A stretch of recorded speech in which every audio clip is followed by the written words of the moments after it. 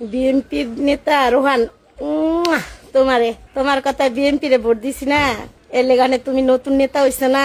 এখন আমি নির্লজ্জা, আমার ছেলে বাবা খায়, আমরা বাবা বেচি। এখন তুমি কমেন্টে বলো, যখন বিএনপি রে ভোট দিতে বলছো বাবি বাবি, লিটন ভাইয়ের বউ বাবি, আর এখন আমরা বাবা খাই। আর তোমার ক্ষমতা দিয়া দিছে এই লুটপাট করে টাকা পয়সা সব চুরি করার জন্য, এর জন্য বিএনপি রে ভোট দিছি না। এখানে আমি ভালো না, খারাপ খারাপ মহিলা। যখন আমার সাথে সেলফি তুলছিল ধানের শীষের ইলয়া, তখন খুব মজা ছিল না। তোমাকে তোমার মা রয়েছে 3 বিয়া, তোমার বাপের রয়েছে 6 বিয়া। তুমি জানো না তোমরা কোন ফ্যামিলির?